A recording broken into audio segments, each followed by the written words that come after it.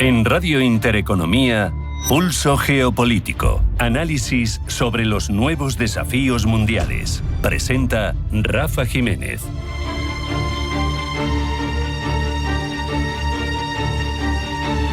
Bienvenidos a Pulso Geopolítico. La exigencia de Estados Unidos a Ucrania para celebrar elecciones presidenciales y un referéndum sobre el plan de paz en mayo, aun con la aquiescencia del régimen de Kiev, que parece va empujado al cadalso, plantea un claro dilema democrático. ¿Qué entendemos por soberanía, por legitimidad democrática o incluso por derecho a decidir en medio de un conflicto abierto, en medio de una guerra? La primera dimensión del desafío que plantean esas elecciones y ese referéndum es la cuestión física, la cuestión material. Ciudadanos que viven bajo bombardeos, con infraestructuras destruidas, con cortes de energía, con toques de queda y con un sistema estatal volcado en la supervivencia militar, parece que no tienen demasiado margen para organizar unas elecciones en condiciones. Los censos, seguro desactualizados ahora mismo, los locales de votación, que sean seguros, el transporte, las comunicaciones, el personal administrativo, los observadores para garantizar la limpieza de los comicios. ¿Cómo garantizar que los ciudadanos puedan desplazarse hasta las urnas sin arriesgar la vida? ¿Qué haría o qué hará cuando se produzca el Kremlin respecto de esas colas que se puedan montar en los colegios electorales? A esta dificultad se suma el drama de los desplazados. Millones de ucranianos han abandonado sus hogares, lo sabemos. Hay cientos de miles de personas en situación irregular, alojadas en viviendas temporales, escondidas, sin documentos, con dificultades para renovar sus registros. ¿Cómo se empadrona, cómo se censa a quienes han cambiado de residencia varias veces en 2 años? ¿Cómo se evita que voten en varios colegios electorales? ¿Cómo se despliegan esas mesas electorales en los países de acogida? Tratar este laberinto logístico como si fueran apenas detalles técnicos de poca monta parece poco realista, sobre todo cuando en realidad define quién cuenta políticamente y quién queda de facto excluido y quién sale reforzado de ese proceso. Todavía más complicado es, como digo, en este caso, quienes viven bajo territorios ocupados por Rusia, porque se supone que también tendrán que votar, ¿no? Sobre todo cuando se consoliden o si se consolidan en esa elección las concesiones en el referéndum de paz de un 20% de territorio ucraniano para Rusia. ¿Qué significa votar en medio de esa presión con un ejército extranjero en una quinta parte de tu territorio? Parece bastante poco viable. Delegar, además, por otro lado, en el ocupante, en Rusia, sería tremendamente paradójico. La organización de un proceso llamado a legitimar las decisiones de la víctima, pues de democrático parece que tiene poco. Corre, además, así el riesgo de normalizar la amputación territorial. El país vota, una parte significativa de los nacionales lo hacen silenciados por la fuerza o llegan a votar, pero bajo el control de quien ha ocupado tu territorio, quien lo ha invadido. La dimensión militar complica todavía más estas ecuaciones. Una parte importante, importantísima de la población masculina en edad de votar está en el frente, movilizada en unidades distribuidas a lo largo de más de 1.000 kilómetros.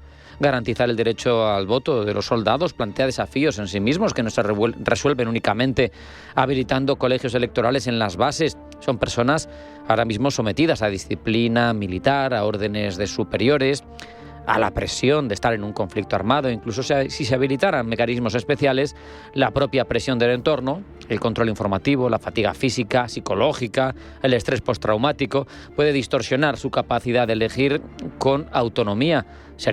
Podrían serlo, un electorado cautivo. Todo esto no hace más que abonar el terreno a una duda al menos razonable sobre la legitimidad de este proceso. Cualquier resultado, el que sea, puede terminar siendo puesto en duda. La oposición puede alegar que no se pudo hacer campaña en igualdad. La población puede decir que votó bajo chantaje. Pues aceptar un plan de paz a cambio de que dejen de bombardearte solo puede entenderse bajo ese tipo de figura legal. Las minorías pueden percibir que sus preocupaciones han quedado subordinadas a una urgencia evidente, firmar algo para que quien más o menos está tutelando todo este proceso tendría que ser árbitro imparcial, aunque sea más bien parte, es decir, Washington. pueda cumplir con sus fechas límites, porque también hay que tener en cuenta que el carácter libre y genuino de todas estas decisiones es bastante cuestionable cuando prácticamente se presenta como una capitulación plebiscitada. No olvidemos una variable fundamental, y es que todo esto no soporta un mínimo análisis ético porque viene promovido por la urgencia que tiene ese árbitro que mencionábamos, Estados Unidos, bajo el mandato de Donald Trump, por su calendario electoral. No quiere llegar a las elecciones de medio mandato con este conflicto abierto, cuando en campaña electoral aseguró que lo solucionaría si salía elegido en 24 horas. Ya hemos visto que no es así. Al final, al pueblo ucraniano se le exigen decisiones clave de futuro que condicionan su país y sus vidas para siempre, o por lo menos para muchísimos años a futuro, solo para no entorpecer la campaña de un presidente que busca resultados que vender a su electorado. Además, está la cuestión de la señal que se envía al agresor actual, a Rusia, que cumple este mes de febrero 4 años de guerra, de invasión, de operación especial, porque motivada o no, todo esto se debe a una decisión política del Kremlin, que es invadir otro país.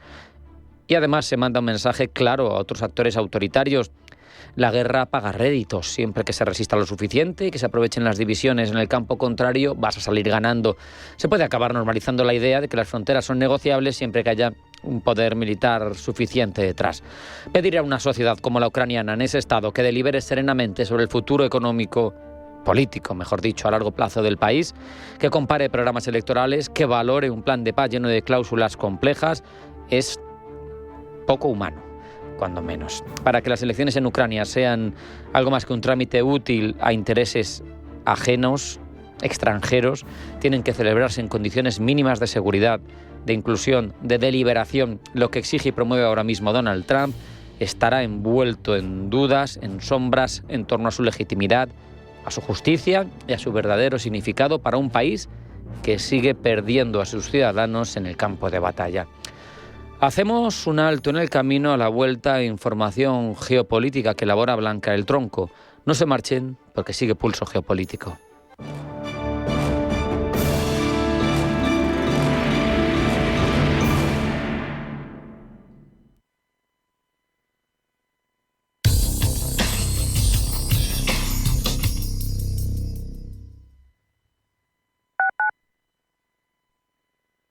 Atención inversor, únete al club de inversión de Grupos Eneas. Estamos especializados en la compra, reforma y venta de inmuebles y otros activos, ofreciendo rentabilidades muy atractivas. Coinvierte con nosotros. 91 639 0347. Grupos Eneas, tu aliado en la inversión.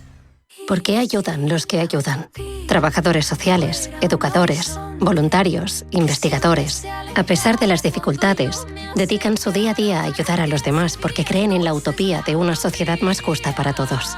Porque lo imposible solo es un poco más difícil que las cosas difíciles. Fundación La Caixa. Creer para transformar. En Radio Intereconomía te acompañamos donde tú quieras. Sintonízanos en directo a través de la radio, nuestra web, aplicación móvil o canal de YouTube. Si lo prefieres, también puedes encontrarnos en diferido a través de iVoox, Apple Podcast, Spotify y todas las plataformas de podcast. La mejor información económica en cualquier momento y desde cualquier lugar. Radio Intereconomía, siempre contigo. Oliver, date prisa. El viejo de Fagin nos espera en las calles. No sé, yo solo quiero encontrar un lugar donde me quieran. Muchacho, aquí empieza tu verdadera aventura. Oliver Twist, el musical. Desde el 12 de noviembre en el Teatro La Latina. No te quedes sin tu entrada. Consíguela ya en teatrolalatina.es. Amazon, Nvidia, Netflix, Coca-Cola, Prosus, Airbus, Ferrari. Lululemon. Empresas cotizadas, su historia, sus cuentas, sus proyectos y su evolución en bolsa. Radar Empresarial, de lunes a viernes a las 10 de la mañana en Capital Intereconomía. Radio Intereconomía.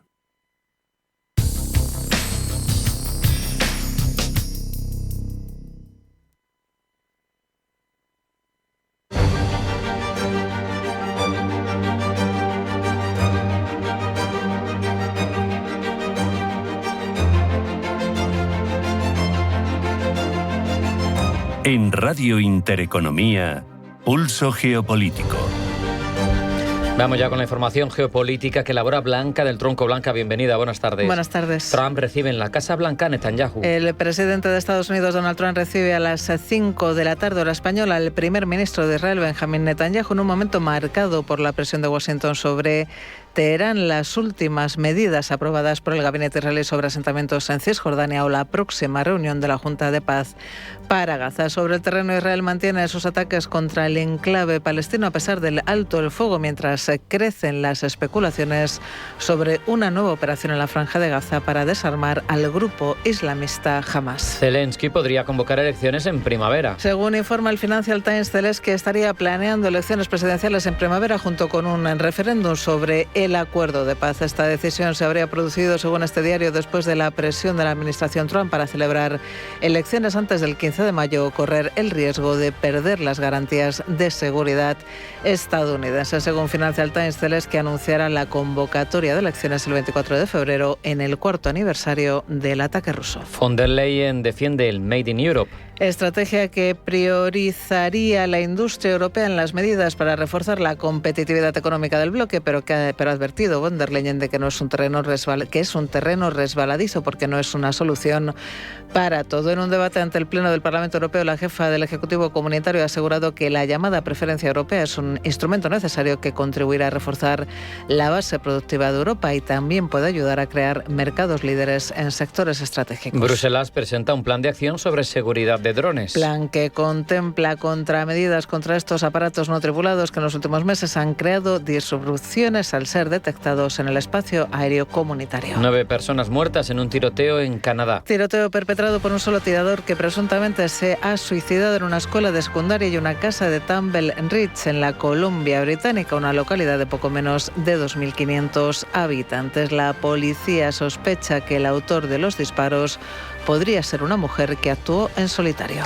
Pezeshkian dice estar dispuesto a cualquier verificación de su programa nuclear. Declaraciones del presidente de Irán que se producen en medio de las negociaciones con Estados Unidos. En este contexto, Irán celebra hoy el 47 aniversario del triunfo de la Revolución Islámica.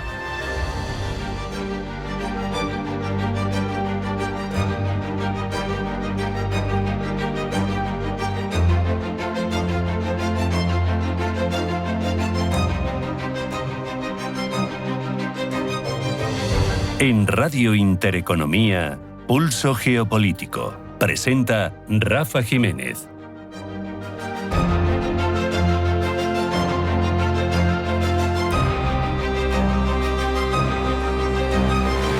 Y comenzamos con el repaso a la actualidad más en detalle. Podría haber elecciones presidenciales en Ucrania antes del 15 de mayo, según informa el Financial Times. Volodymyr Zelensky las convocaría el 24 de febrero, coincidiendo con el 4º aniversario de la invasión rusa. Se cumpliría con las exigencias de Trump para obtener garantías de seguridad de Washington. No obstante, Kiev dice que no se hará un anuncio oficial en esa fecha, es decir, dentro de 13 días. Pablo Llanone. El gobierno de Zelensky no niega, sin embargo, que vaya a haber elecciones. Simplemente no serán en esa fecha, el 24 de febrero. Se limita a decir que mientras no haya seguridad, no habrá anuncios. La seguridad, como vemos, está en el centro de la cuestión electoral. Ha sido Trump quien, de hecho, ha aprovechado las garantías que Washington puede ofrecer en este aspecto para presionar a Zelensky a convocar elecciones, pese a que el presidente ucraniano lleve años insistiendo en que no es posible, dadas las circunstancias actuales. Funcionarios ucranianos consideran que si finalmente se celebrasen los comicios, significaría seguramente que se han dado las exigencias de seguridad que Kiev solicita, es decir, habría un alto el fuego, pero no un acuerdo de paz necesariamente. De hecho, según The Financial Times, Zelensky tendría previsto convocar para el mismo día de las elecciones un referéndum sobre si se acepta el acuerdo de paz negociado con Moscú. De esta manera, Ucrania elegiría su destino presidencial y bélico en el mismo momento. En el mejor de los casos, se lograría poner fin a la guerra al tiempo que Ucrania Ucrania prosigue con su normalidad democrática. Trump podría cerrar el asunto de la guerra para centrarse así en las elecciones que tendrán lugar en noviembre, a son de su medio mandato. El presidente republicano de momento no lo tiene fácil viendo las encuestas, y esto es extensible a la situación de Zelensky. El apoyo público a su administración, aunque sigue siendo sustancial, ha disminuido desde los niveles casi unánimes de hace 4 años. Las encuestas nacionales reflejan el hastío provocado por la guerra y los escándalos de corrupción en el círculo íntimo del presidente. Zelensky, pese a que su mandato expiró en mayo de 2024, tras 5 años en el cargo, ha aducido que no se pueden celebrar comicios mientras el país esté bajo la ley marcial.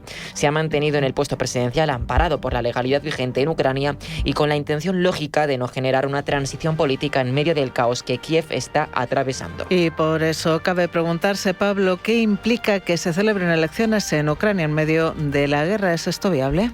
Bueno, como hemos visto, Zelensky tendría previsto celebrar el mismo día de las elecciones un referéndum sobre el acuerdo alcanzado con Moscú, por lo que se presume que todavía no habría acuerdo de paz como tal. Lo primero que sería necesario, por tanto, es que hubiese al menos un alto el fuego para garantizar una seguridad mínima. Después cabría plantearse quiénes votarán y dónde lo harán. ¿Qué pasa con las personas que están fuera del país? ¿Qué pasa con quienes se encuentran en territorios invadidos por Rusia? Rafael Santiago Orti, analista del Instituto Minerva, plantea un enfoque que complementa la emisión de votos presenciales y telemáticos. Bueno, yo me inclinaría por un enfoque híbrido, es decir, en aquellos lugares donde puedas garantizar la seguridad de los ciudadanos, sería lo ideal que los comicios se hicieran de forma presencial, ¿no?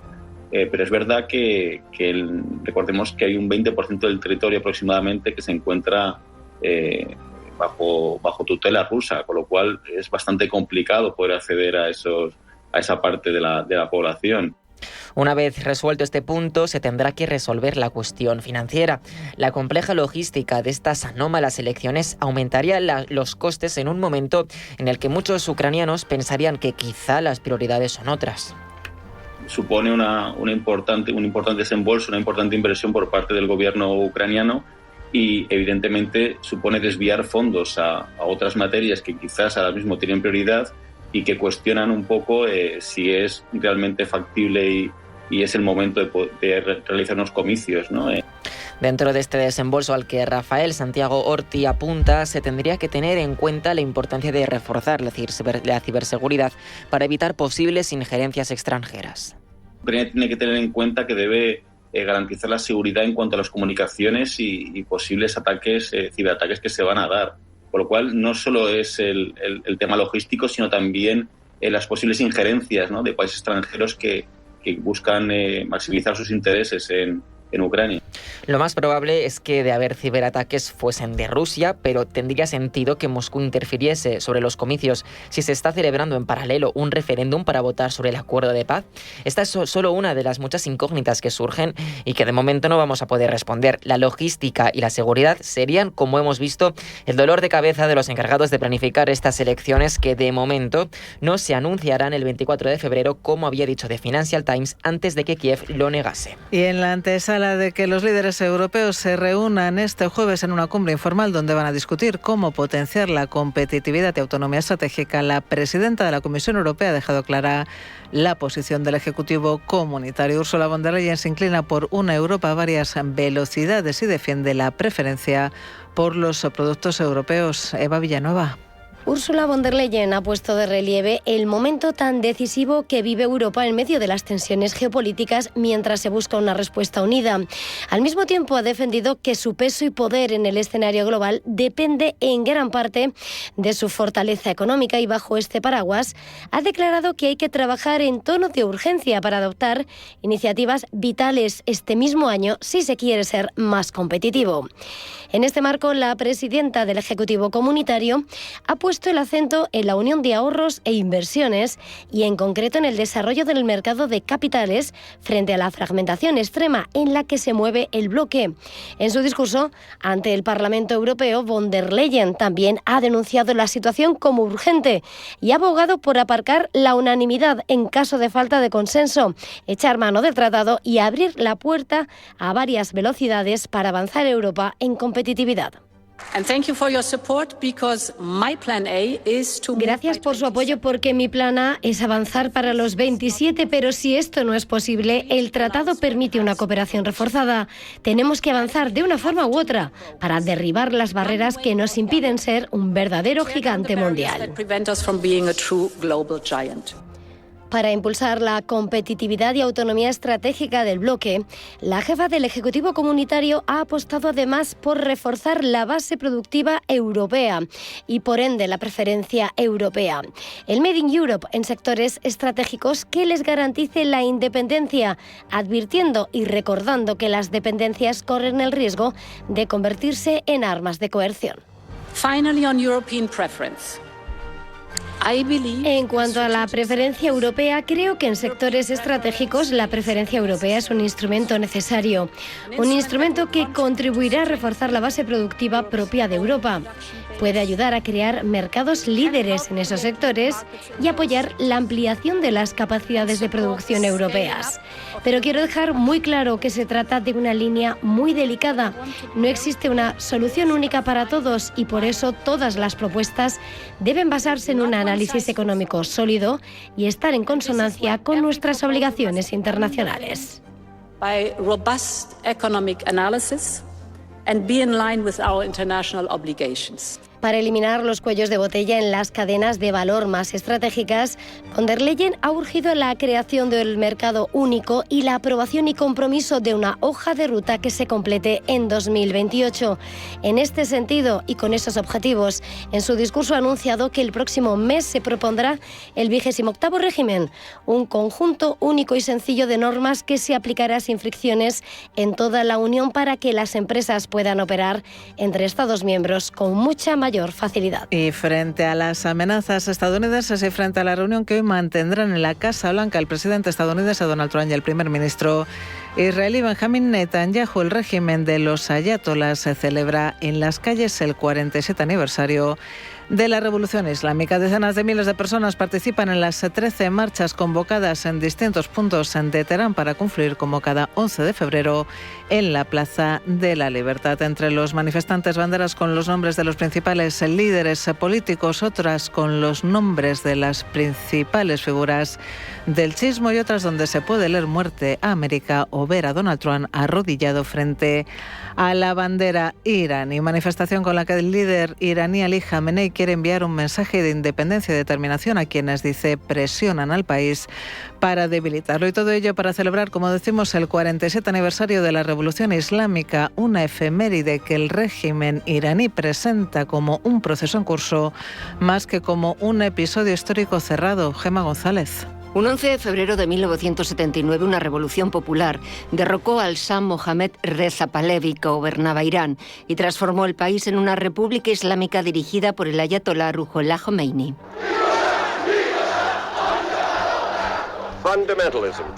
A finales de los 70, el Irán de entonces era muy distinto al que conocemos hoy en día. El Shah Mohammad Reza Pahlavi llevaba décadas en el poder y había impulsado la modernización del país.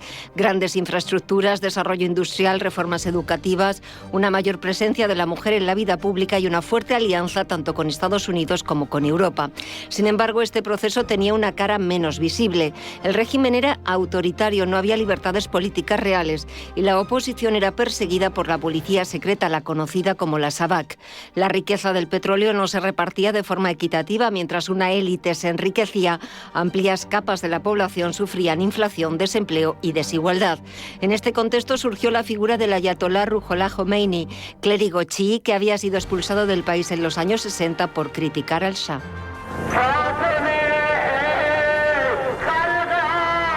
Desde el exilio, primero en Irak y luego en Francia, difundía mensajes contra el régimen y poco a poco se convirtió en un símbolo de oposición al Shah de Persia. En 1978 comenzaron protestas masivas que fueron creciendo en intensidad. Las manifestaciones eran reprimidas, pero cada funeral generaba nuevas protestas. El país entró en una espiral de huelgas y movilizaciones y a finales de 1978 la situación ya era insostenible. En enero de 1979 el Shah abandonó Irán. Solo unas semanas después, Jomenei regresó triunfalmente al país ante millones de personas. El 11 de febrero el régimen colapsó. En abril de 1979 se celebró un referéndum en el que se proclamó la República Islámica. La monarquía desapareció y se instauró un nuevo sistema político basado en el principio del gobierno del jurista islámico, donde la máxima autoridad no es el presidente, sino el líder supremo, una figura religiosa con amplios poderes. Lo que empezó como una revolución amplia contra un régimen autoritario terminó convirtiéndose en un estado teocrático. Las relaciones con Estados Unidos se rompieron tras la toma de la embajada estadounidense en Teherán y la crisis de los rehenes. Desde entonces, la revolución islámica no solo ha transformado Irán, sino que ha alterado profundamente el equilibrio político en Oriente Medio.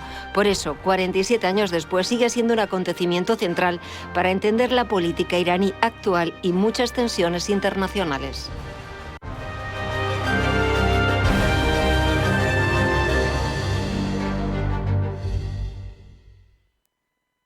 En Finaccess Value queremos ayudarte a conseguir tus objetivos financieros. Finaccess Value, gestión de patrimonios centrados en la prudencia y la gestión del riesgo. Un enfoque global y más de 20 años del grupo Finaccess nos avalan. Más información en finaccessvalue.es y en el 91 737 4114. Finaccess Value, agencia de valores, figura inscrita en CNMV con el número 301.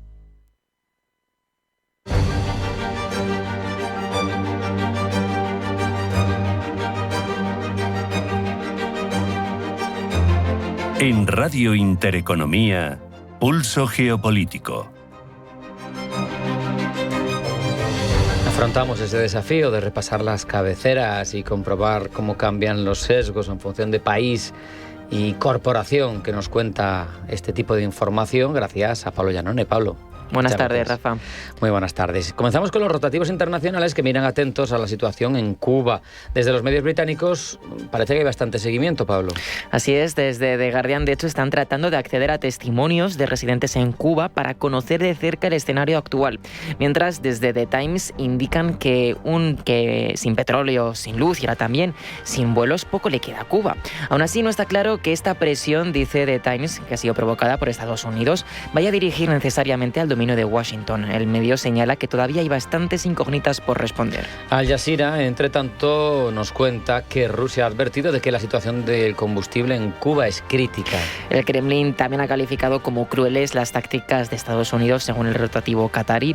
Por ello, el portavoz del Kremlin, Dmitry Peskov, está discutiendo posibles soluciones para proporcionar a La Habana cualquier ayuda que necesite. Entre tanto, entre la prensa de Europa Occidental, Le Monde publica un editorial en el que subraya la necesidad urgente de una estrategia europea, en este caso, Pablo, en torno a la soberanía económica. El medio galo dice que ya es hora de que los 27 Estados miembros de la Unión Europea superen sus divisiones si quieren asegurar su futuro económico. Frente al poder chino y los aranceles estadounidenses, esto requerirá, asegura el medio francés, una mayor protección de los sectores estratégicos y un plan conjunto de inversión en la industria. Viajamos a Extremo Oriente, en concreto a Japón. Allí Nikkei Asia mira hacia Hong Kong, donde se ha condenado por primera vez a una persona bajo la Ley de Seguridad Nacional de Pekín, que ahora se aplica también, Pablo, en la zona de administración hongkonesa. Es un caso que tiene bastantes implicaciones geopolíticas y que no por nada atrae la mirada de Tokio. Está relacionado con Ann Wok, una de los 34 activistas que son buscados por la Policía de Seguridad Nacional de Hong Kong. Está acusada de conspiración con fuerzas extranjeras y la policía ha ofrecido una recompensa de $127.400 estadounidenses por su arresto. 3 días después de las elecciones en Japón, la aplastante histórica por los guarismos victoria de Sanae Takaichi sigue arrasando en medios internacionales. Sobre todo en los medios estadounidenses. Desde Washington Post dicen que la victoria de Takaichi es una buena noticia para Washington, ya que refleja que a la población nipona le ha gustado la actitud de la primera ministra hacia China a lo largo de sus primeros meses en el poder.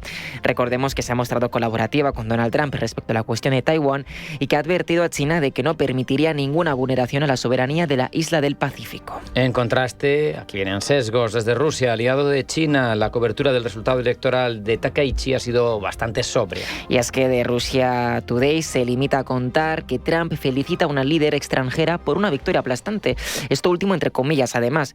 Mientras que en la mayoría de medios hemos visto en sus titulares que hablan de Sanae Takaichi, una primera ministra nipona, en este rotativo ruso omiten el nombre e incluso el país, lo cual posiblemente se debe a que ora prefiere no dar visibilidad a Takaichi, ora en la opinión pública del país. Takaichi no es muy conocida, lo cual sigue siendo cuanto menos simbólico. Terminamos en clave electoral, pero en Asia, en este caso con el objetivo de contar qué sucede en Tailandia en las elecciones. ¿Qué nos ha contado Frankfurter Allgemeine Zeitung? Bueno, pues vemos una tendencia distinta en cuanto al resto de medios, ya que convierten en portada internacional el asunto de Tailandia, algo bastante diferente a como hemos visto en los demás medios, que se centran sobre todo en hablar de las elecciones japonesas. Pero claro, es que el rotativo alemán destaca que este evento electoral ha sido anómalo, ya que, como explica por primera vez en 20 años, el pueblo tailandés ha confirmado a un primer ministro en el cargo.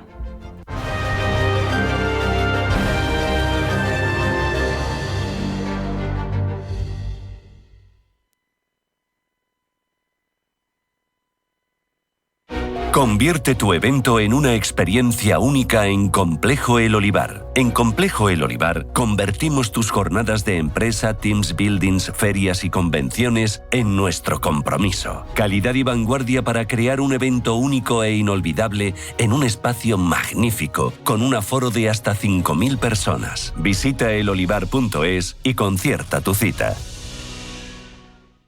Estamos en constante cambio. El mundo cambia. Cambia nuestro entorno. Cambios que nos hacen reflexionar. Cambios que nos hacen apostar por fórmulas diferentes. En la radio apostamos por el sector inmobiliario. Súmate al cambio con Intereconomía Inmobiliario. Cada miércoles y jueves a las 11 de la mañana. Con Elena Fraile. En Radio Intereconomía. Nos sumamos al cambio.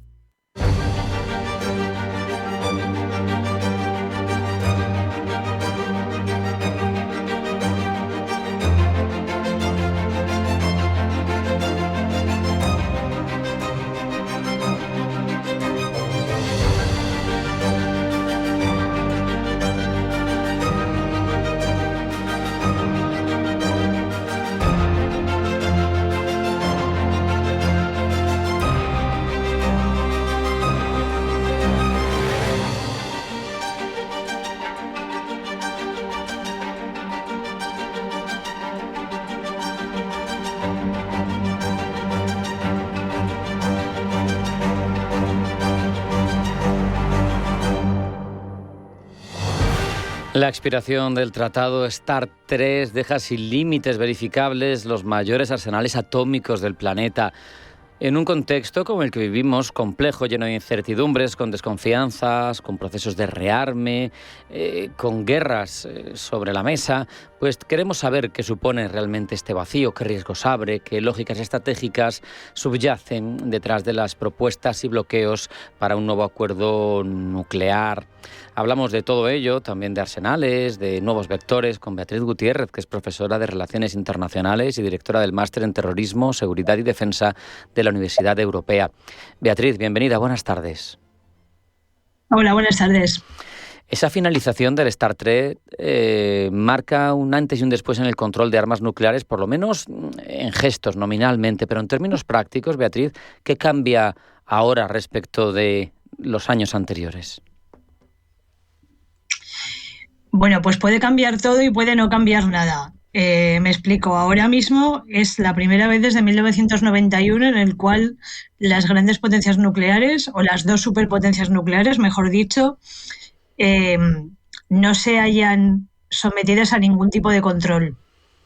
Mientras no haya una perspectiva de renovación del START, el hecho es que ahora mismo pueden hacer lo que quieran, pueden escalar, pueden desescalar, etcétera. En ese sentido, pues bueno, todo apunta a que de momento, a día de hoy, se vaya a seguir con una política continuista, pero el hecho es que esa limitación diplomática y en términos de acuerdo bilateral ahora mismo no existe, ya no está sobre la mesa. En tu opinión, ¿esto incrementa el riesgo de errores de cálculo o de escaladas, aunque sean involuntarias? Tenemos que tener en cuenta el contexto actual. Es muy interesante atender a las razones tanto de Rusia como de Estados Unidos, porque precisamente Rusia ha dicho, o la propuesta de Rusia es establecer una especie de moratoria que no obligue a suscribir un nuevo acuerdo a lo largo de todo este año, y afirma que va a seguir rigiéndose por los principios del Tratado START en términos de limitación, de despliegue de cabezas nucleares, etcétera. Eso es un dato que es muy interesante porque de alguna manera es un poco una muestra de buena voluntad, que teniendo en cuenta la situación de Rusia implicada en el conflicto de Ucrania, pues bueno, es un poco una declaración de intenciones de tratar de mantener la estabilidad internacional en términos nucleares. Pero también es muy interesante lo que plantea el presidente Trump.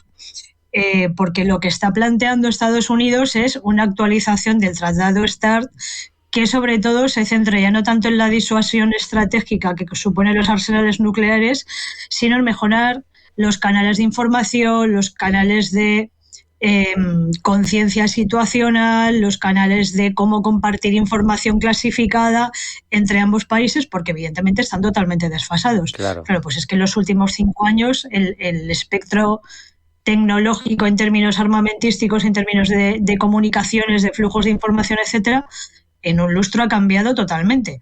Entonces, son posturas que no son negacionistas, no creo que estén enfrentadas, pero todavía no se ha llegado a un punto de acuerdo que permita coordinar ambas posiciones.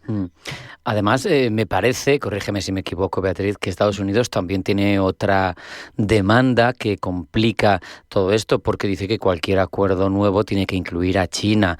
Y claro, China, por mucho que tenga en torno a 500 ojivas nucleares, se supone, pues su arsenal nuclear está a años luz, por lo menos ahora mismo, del que tienen Rusia y Estados Unidos.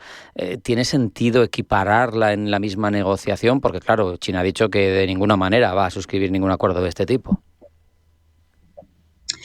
Claro, para Estados Unidos incluir a China es incluirla en ese marco de negociación, de compartir información, de transparencia, de mitigación de la incertidumbre, de la ambigüedad internacional, por decirlo de alguna manera, lo cual sería muy positivo, porque en términos internacionales el principal riesgo que existe siempre es la falta de comunicación, que es lo que incrementa la posibilidad de escaladas. Pero claro, evidentemente China lo que plantea es que entre Estados Unidos y Rusia representan el 85% del arsenal nuclear, que ellos no están dispuestos a tener que regirse, ellos, China me refiero, no están dispuestos a tener que regirse por las mismas limitaciones que dos países que controlan la gran mayoría del arsenal nuclear a nivel mundial. Entonces, en ese sentido, ahora mismo lo que podría ser una estrategia es tratados bilaterales. Estados Unidos-China, Rusia-China, Rusia-Estados Unidos. Sería una forma quizás de incluir a China en la ecuación sin que realmente estuviese sometida a las mismas condiciones de un START entre Rusia y Estados Unidos. Me resulta muy curioso que, parece bastante obvio, ¿no? Porque se supone que quien le disputará a futuro, si no lo está haciendo ya, la hegemonía a Estados Unidos es China, pero te digo, me resulta curioso que se ponga el foco por parte de Washington en China, pero es que hay otras muchas potencias nucleares, tanto reconocidas como no reconocidas, que no pintan nada aquí, pero oye, al final Reino Unido tiene en torno a 300 ojivas, Francia una cantidad parecida, y luego tienes actores tan poco controlados en principio, pues como India, como Pakistán, como Israel, que no lo reconoce, pero todo el mundo sabe que tiene capacidad nuclear, o Corea del Norte, y me resulta raro que no se quiera incluir a estos actores. Efectivamente, ahora mismo estamos en un escenario multipolar y de alguna manera, el START es hijo de su época y es hijo de su tiempo, que posiblemente sea otro de los problemas que tiene. El primer START se firma en los últimos coletazos de la Unión Soviética, en los primeros momentos de Rusia, ya en la transición Unión Soviética a desmembración del espacio soviético. Y en ese sentido Rusia era el enemigo. Claro. Entonces el tratado era entre Estados Unidos y el enemigo, que todavía no se sabía muy bien lo que iba a pasar con él, con lo cual al resto de países occidentales no se les contemplaba. Pero a día de hoy, pues efectivamente, si se incluye a China, ¿por qué no se incluye a Gran Bretaña? ¿O por qué no se incluye a Francia? ¿O por qué no se incluye a la India y Pakistán? Claro. Efectivamente. Me resultaba muy esclarecedor cuando, explicándonos la postura de Rusia, nos contabas, pues bueno, de momento no se firma nada, pero en principio se va a seguir guiando por lo que contenía este START, ¿no? En principio eso es lo que dice Rusia, pero en paralelo ha modificado su doctrina, acepta el uso de armas nucleares tácticas, si se considera que el país corre peligro, como existencialmente hablando. Y yo te pregunto, Beatriz, ¿estamos hoy más cerca de empezar a ver el uso de armas nucleares en conflictos armados? Bueno, empezar, ¿no?, que empezaron los estadounidenses en Japón, pero bueno, de retomarlo de la forma moderna. ¿Cuál es el nivel de riesgo real de que veamos ese uso limitado de armas nucleares en el campo de batalla? A día de hoy yo creo que es un uso que todavía no se contempla, salvo como un ultimísimo recurso en casos de riesgo para la supervivencia nacional. Es decir, sería un escenario muy, muy, muy, muy específico, al cual afortunadamente ahora mismo todavía nos falta bastante por llegar. Pero claro, pues hace ya casi 4 años, el día 22 hace 4 años, prácticamente todos los analistas estábamos convencidos de que la guerra convencional había muerto y nos encontramos con la guerra de Ucrania. Con lo cual, no se puede descartar que en un momento determinado, ciertamente, como mencionas, no se utilicen armas nucleares estratégicas, pero sí que se pueda utilizar en un momento determinado cargas nucleares de naturaleza táctica, por ejemplo. ¿Qué es lo que sucedería ahí, por ejemplo, si se utilizan en el escenario de Ucrania? ¿Cuál sería la posición de la OTAN? ¿Cuál sería la posición de la Unión Europea? Pues es bastante complicado de vaticinar, a pesar de que en los últimos años ya ha habido declaraciones. Por ejemplo, yo recuerdo las declaraciones de Emmanuel Macron respondiéndole a Vladimir Putin que bueno, que es que Francia también tiene un arsenal nuclear. Es decir, son arsenales que están ahí, claro, y claro, si en un momento se tienen que usar, pueden usarse. Me hace gracia lo que mencionas de Macron, que es cierto, pero claro, Macron tiene 300 y pico cabezas, Putin tiene 5.000 y pico.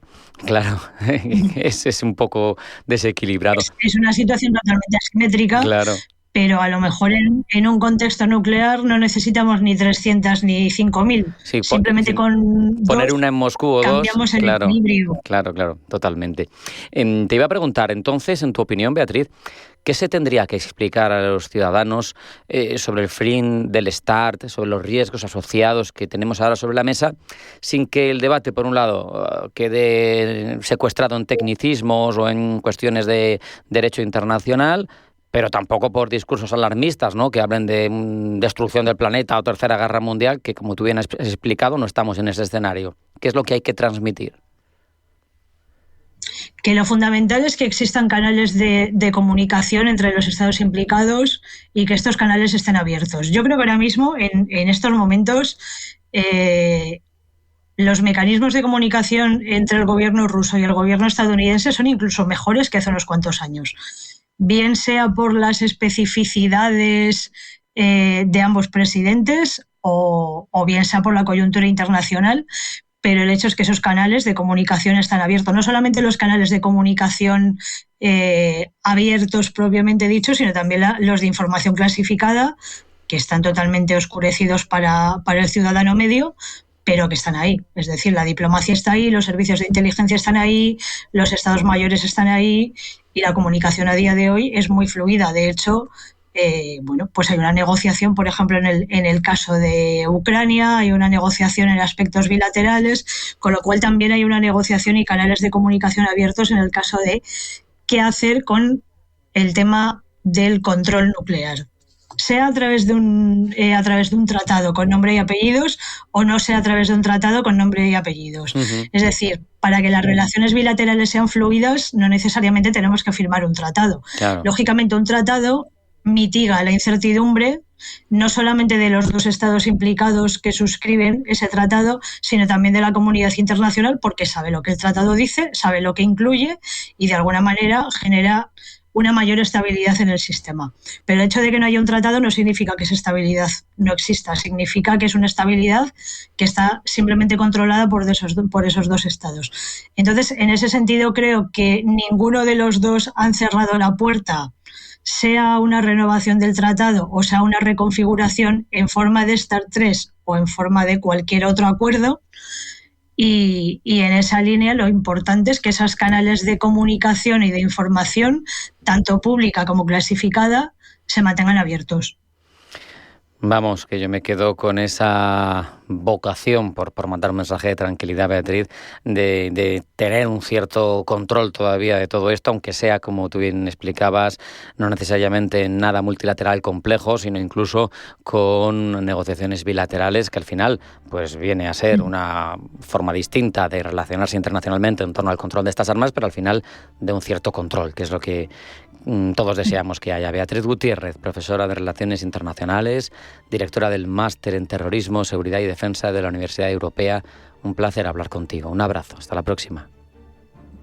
Muchísimas gracias. Hasta luego.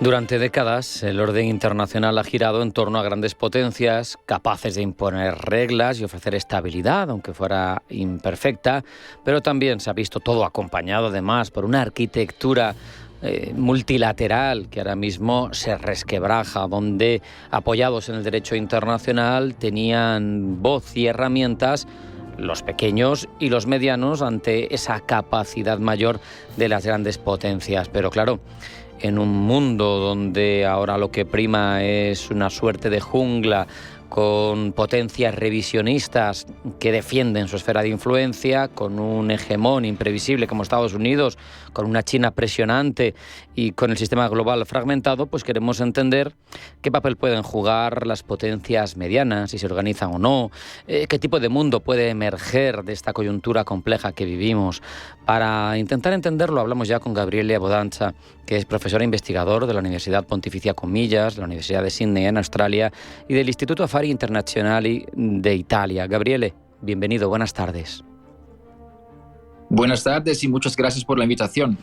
Un placer. Gabriele, me da la sensación de que un poco el punto de partida de toda esta reflexión que hacía al comienzo yo fue Mark Carney, el primer ministro canadiense, afirmando recientemente, creo que fue en Davos, que el viejo orden mundial no va a volver.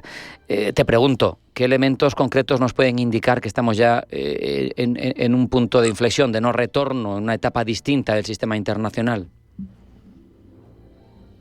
Pues sí, exactamente. Lamentablemente hay muchos, porque tal y como ya estabas comentando tú, tenemos la que nosotros llamamos una multipolaridad caótica, ¿no? Donde varios países se están convirtiendo en potencias regionales o en algunos casos globales, y entonces buscan un nuevo rol que les corresponda en el sistema internacional.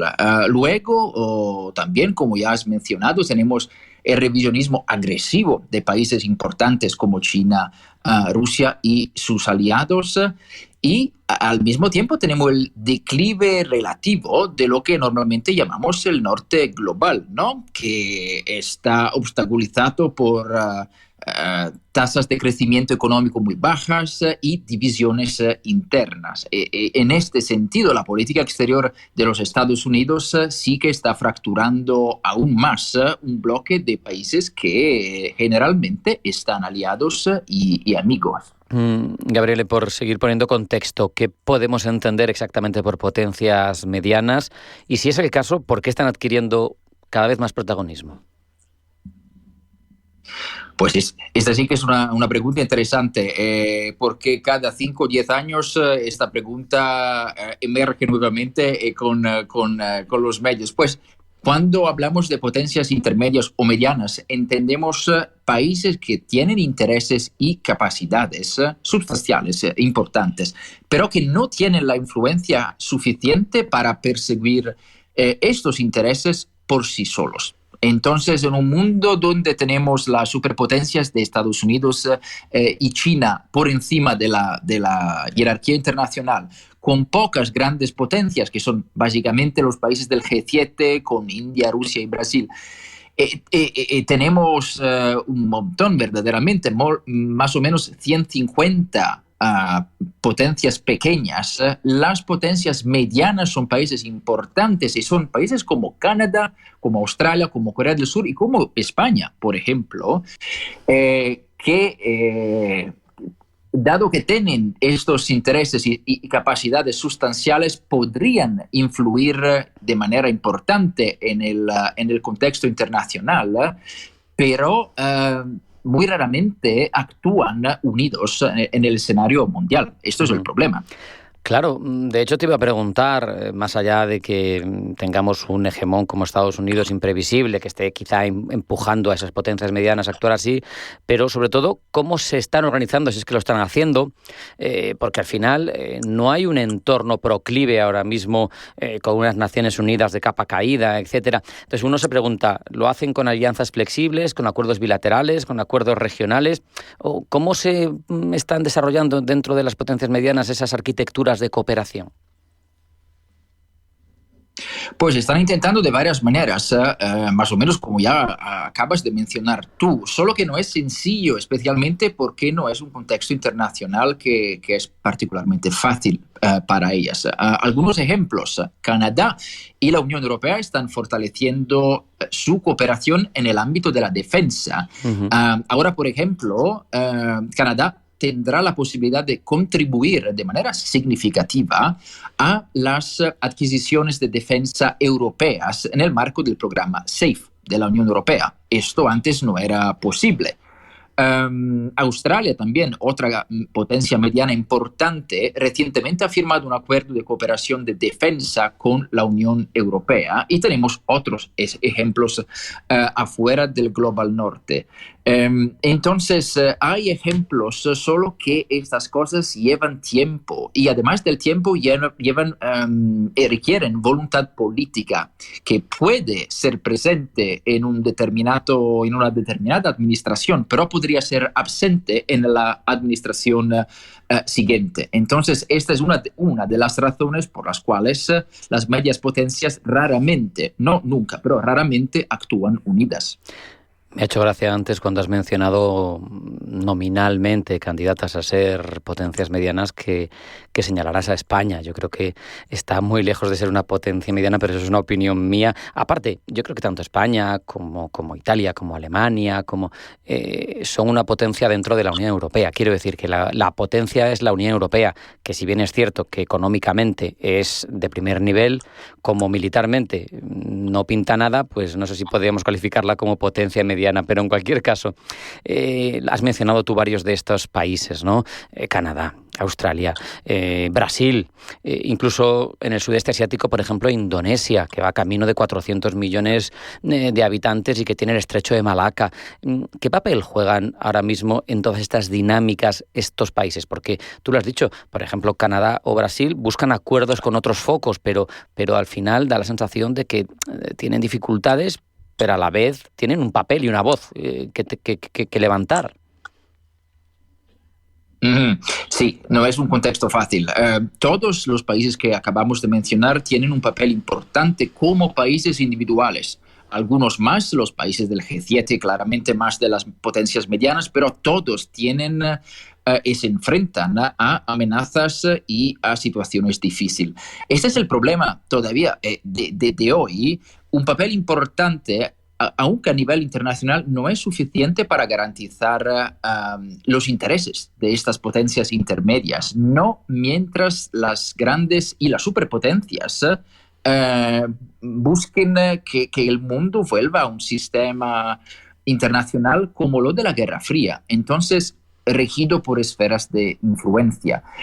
Tenemos algunos ejemplos positivos, pero también son ejemplos que muestran la dificultad de hacer todo lo que acabamos de mencionar. Por ejemplo, los países de la ASEAN, del sureste asiático, ellos viven una situación mucho más difícil porque tienen una proximidad geográfica a China, que es un factor extremadamente importante, y no son aliados con gran potencias o superpotencias. De ahí podemos entender por qué tienen una mayor cautela. Entonces, estamos hablando de alineamientos, no de nuevas alianzas, de alineamientos entre potencias medianas, pero una cosa es escribir algo en papel, otra cosa es actuar con política exterior.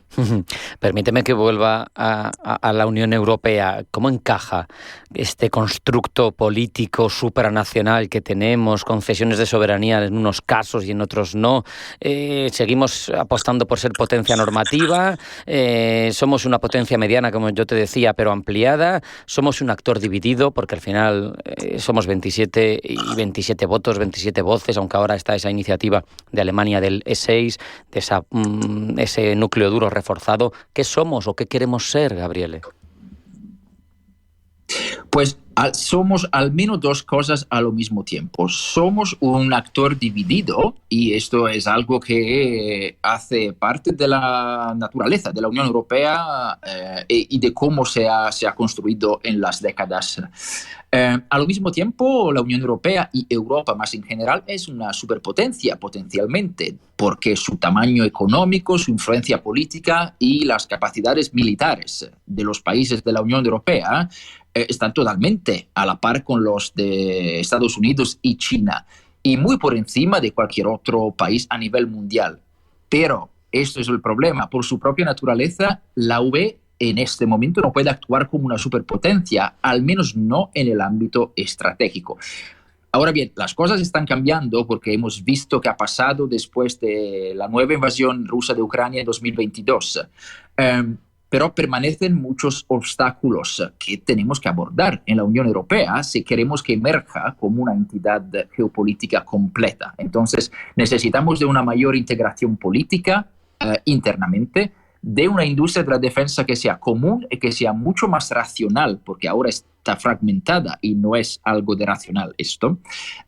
Y tenemos que plantear la presencia de fuerzas armadas de la Unión Europea. Estos son objetivos muy ambiciosos y aunque las cosas están avanzando, a ver si avanzarán con suficiente rapidez y eficacia. Tenemos dos informes importantes que tienen una gran influencia en Bruselas en estos meses, que son los informes de Draghi y de Letta, que ofrecen recomendaciones prácticas, pero son recomendaciones ambiciosas, entonces llevarán mucho tiempo y mucha voluntad política. Terminamos en un minuto, Gabriele. Has hablado antes de el tipo de contexto internacional que tenemos y te pregunto por ello. ¿Hacia qué avanzamos? ¿Hacia una multipolaridad caótica? ¿Hacia una cero polaridad? ¿Hacia un mundo de relaciones bilaterales solo, de friend sharing? ¿Hacia qué avanzamos, en tu opinión? Ay, qué debate interesante. Yo creo que las cosas que has mencionado ocurren simultáneamente, porque por un lado vivimos en un mundo multipolar, porque sí, hay Estados Unidos y China, pero tenemos muchas otras potencias con sus intereses. Pero al mismo tiempo, este mundo multipolar es un mundo caótico, y un mundo caótico significa que es un mundo más inseguro. Claro. Total, y lleno de incertidumbres, y por eso necesitamos voces autorizadas. Gabriele Abodanza, profesor, investigador de la Universidad Pontificia Comillas, de Sydney, en Australia, del Instituto Affari Internazionali de Italia. Muchísimas gracias, un abrazo y hasta la próxima. Ha sido un placer, un abrazo a vosotros. Hasta aquí ha llegado esta edición de Pulso Geopolítico, en la que hemos hablado sobre elecciones hipotéticas en Ucrania esta primavera. Hemos reflexionado sobre armas nucleares y su control en el mundo y sobre potencias medianas. Sean felices, pasen buena tarde y acudan siempre a su cita con nosotros. Esto es Pulso Geopolítico. Hasta mañana.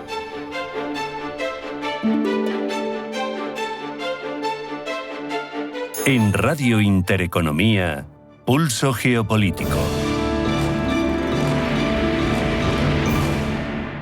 Dormir bien lo cambia todo. El descanso, el ánimo, la forma en la que afrontas el día. M5 de Sol Naturaleza es un complemento natural a base de plantas, triptófano y melatonina, pensado para ayudarte a mejorar la calidad del sueño y la estabilidad emocional. Una sola cápsula al día para respetar tu ritmo natural. Sol Naturaleza. Personas cuidando personas. Más información en solnaturaleza.es o llamando al 91 31 31 409. ¿Por qué Agua Sierra Cazorla es única? El equilibrio de su manantial es único, el más ligero en sodio, la idónea para la tensión arterial, más rica en magnesio, calcio y bicarbonato. Y ahora Agua Sierra Cazorla con los refrescos saludables de verdad, sin azúcar y sin gas, más naranja y limón. Agua Sierra Cazorla, la única en calidad certificada. El Varadero, en Radio Intereconomía, te invita a navegar por los puertos de España. Descubre tradiciones, historias, cultura marinera y la actualidad del sector marítimo. Del Cantábrico al Mediterráneo, pasando por Baleares y las Canarias. Cada jueves, de 10 a 11 de la noche, en Radio Intereconomía. Sintonizan Radio Intereconomía.